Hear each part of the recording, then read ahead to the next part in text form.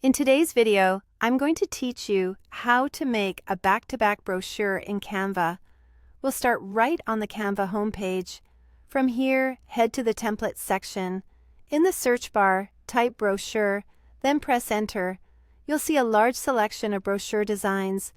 Take a moment to browse and pick a style that fits your content and audience, whether it's for an event, a product, or a service. When you've found one you like, open it and choose. Customize this template to jump into the editor. Inside the editor, open the Uploads panel. This is where you can bring in your own photos, logos, or graphics.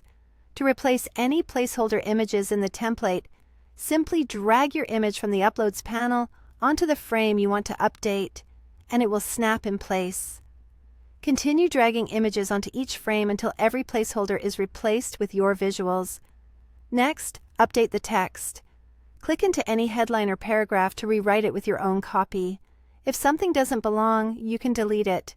If you need extra design elements, add them using Canva's Elements and Text tools so the layout matches your brand.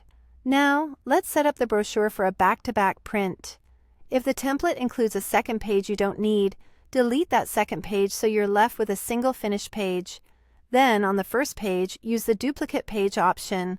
This creates a matching second page, which ensures both sides line up for a back-to-back print. If you want side A and side B to be different, make your adjustments to the duplicated page before moving on. When the design looks good, go to Share, then choose Download. Change the file type to PDF, and for best print quality, select PDF Print. Confirm that all pages are selected, click Done, and then click Download to save the file. Open the downloaded PDF and print it. To get a true back-to-back brochure, print the first page, then flip the paper over and print the second page onto the same sheet.